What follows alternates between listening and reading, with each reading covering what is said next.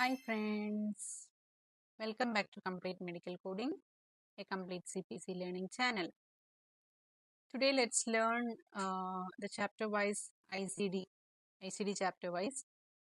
We'll go with the first chapter. The code ranges from A00 to B99, and this chapter mainly deals with HIV and sepsis. So let's look into the guidelines one by one. So let's begin with the guidelines for HIV. Okay. So these are few codes that you need to remember. If you can remember these few codes, then it will be easy for you to pass the examination and also for the interview. If HIV is positive, then we will use the code B20. But if HIV is negative and there is a chance for, or there is an option for giving HIV counseling, we'll use the code Z71.7. if the HIV is negative and the HIV counseling is being given. Okay, use code Z71.7. Now, asymptomatic HIV, we'll use the code Z21. For HIV screening, we will use the code Z11.4. Now, suspected HIV means contact with HIV, we'll use the code Z20.6. HIV inclusive means a doubtable condition. Like for example, lab evidence of, there is a lab report, lab evidence of HIV, but it's a doubtable condition. So we will use the code R75. Now HIV in pregnancy, code O98.7. Now few guidelines. If HIV related condition, if in the question there is an HIV related condition, use HIV code first. For example, HIV due to jaundice. So in that case, we will always use HIV code first and then followed by the jaundice code. Okay, that is what is HIV code? B20 and then followed by the jaundice code if HIV is due to jaundice. Now, if HIV, second point, if HIV is unrelated condition, we should always use HIV as the second code. Okay, for example, an HIV patient met with an accident and have a fracture. So in that case, we will use fracture code because the patient is already having HIV, which is the confirmed one, but that HIV patient met with a fracture. So here the priority is for fracture, right? So we will use the fracture code first and then followed by HIV, that is P20. Now, third one, use pregnancy code first then HIV. For HIV related conditions in pregnancy, we should always use the pregnancy code first. For example, HIV in pregnancy, second trimester. We should use this code. See, O98.712, it represents HIV in pregnancy, second trimester. And then B20. Even though HIV condition is present in pregnancy in the first code, you should always use the HIV code as the second one. Okay, B20. That means confirmed HIV. So these are the few guidelines for HIV. Now let's look into sepsis. Okay. Sepsis also you need to, if you can remember these few diagnoses, it will be easy for you. Sepsis unspecified. For sepsis unspecified, we should always use the code A41.9. For severe sepsis without septic shock, use R65.20. For severe sepsis with septic shock, you should use code R65.21. So, sepsis with and without septic shock.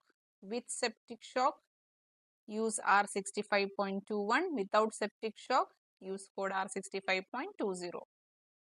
We should never use these two codes together. It's a primary code. Septic with and without septic shock. Never use these two codes, R65.20 and R65.21 as a primary. Okay, this will always be a secondary code. Now, few guidelines. Always code first for the infectious disease. for sepsis related questions. Okay. Always code first for the infectious disease. For example, UTI. So code first for the infectious disease. Then second, we should code for the sepsis. Third, we should code for the organ failure. And fourth, we should code for the organism. Okay. Organism in the sense which organism is responsible for this organ failure, like that. For example, pneumonia, pneumococcus bacteria, all those things like that. So these four conditions are purely based on the documentation given, whatever is available.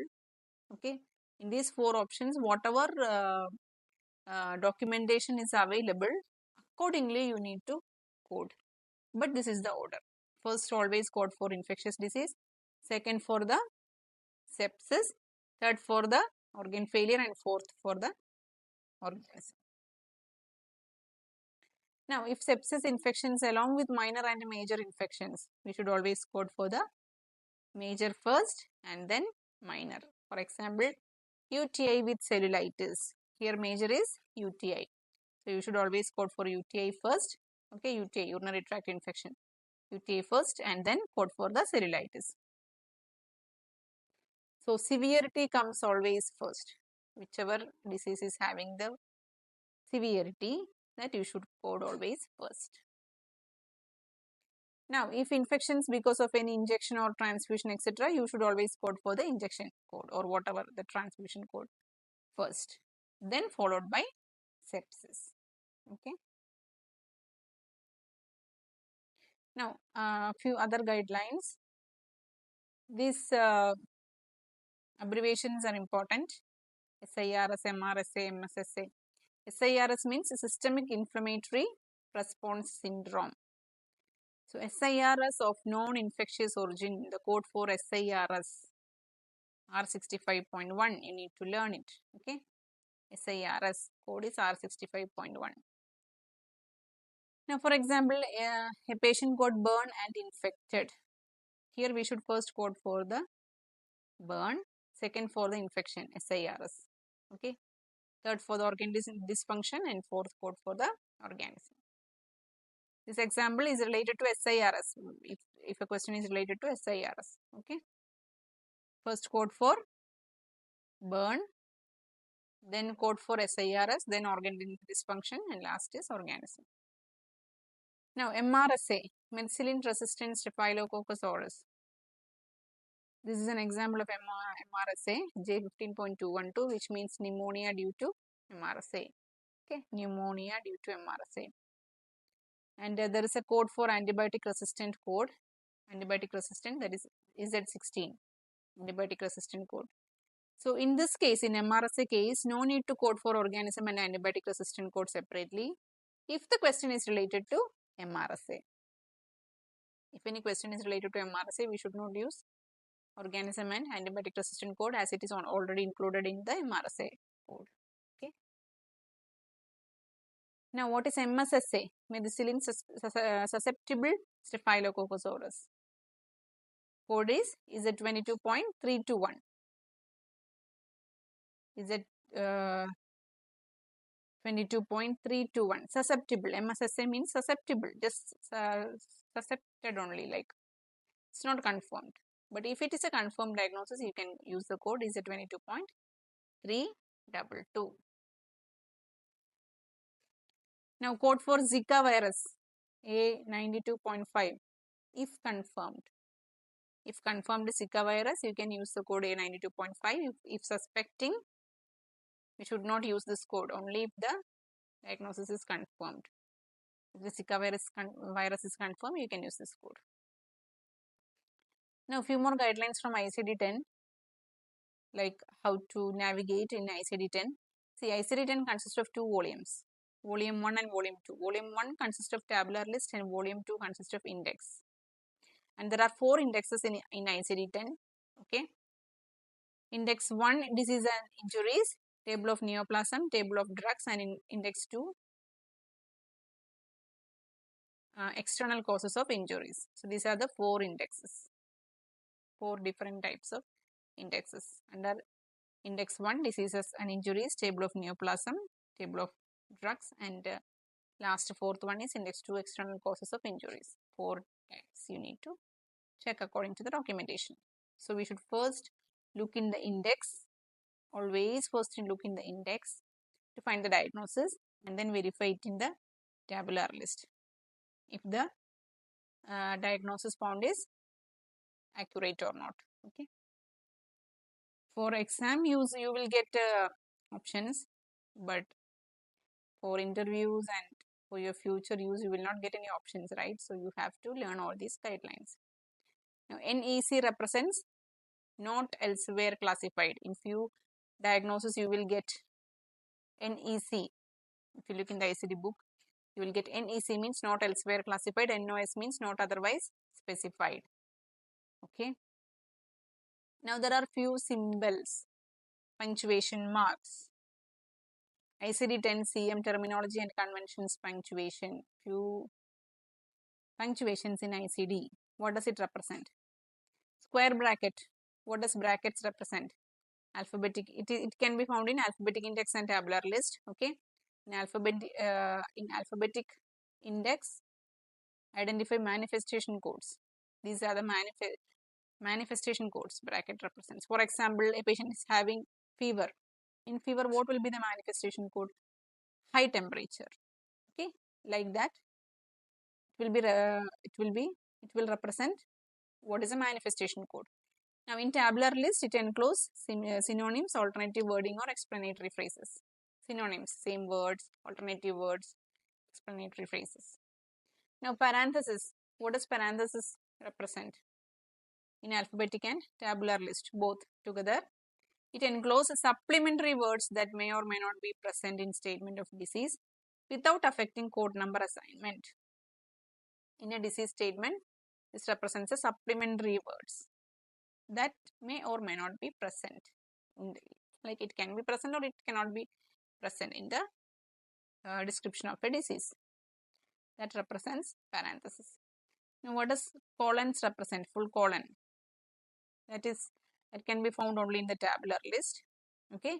This represents after incomplete term which needs one or more of modifiers following colon to make it assignable to a category. So colon represents the diagnosis as an incomplete term. So you should assign some modifier or whatever that we need to fill it. We need to assign following the colon, okay, to make it a full category. Now, few more guidelines. Code for severity will always be the primary code. As I told you before, severity will always be the primary, like major should code first. Now, if there is a combination code, you should always use it as a combination code. As I had mentioned in the previous session, like for example, hypertension with CKD. If there is a combination code exists for hypertension with CKD, you should always use that combination code. If there is no such combination code exists, then we can code it separately. Hypertension, CKD like that. Okay. Now, so if there is a combination code, you should always use that single code only. Now, always code for confirmed diagnosis. Don't code for associated signs and symptoms when the confirmed diagnosis is given. DX means diagnosis, okay. Code for signs and symptoms only if the diagnosis is suspecting. So, if there is a confirmed diagnosis, you should always use the confirmed diagnosis. Don't code any signs and symptoms. But if the confirmed diagnosis is not, like if it is suspecting only, then you should code the signs and symptoms. Don't code the diagnosis. For example, patient complains of abdominal pain and knee pain. Physician documents it as acute appendicitis. So, patient is having abdominal pain as well as knee pain, but the physician confirmed the diagnosis as appendicitis. So, you should always code for the appendicitis first, K35, followed by knee pain because patient is also having knee pain and it is not related to appendicitis. So, you should code for the knee pain, M25.56. Now, for pregnancy related condition, we should always use O code as the primary code. Okay. Now, B20, which means HIV. B20 can be coded as primary or secondary depending on the condition.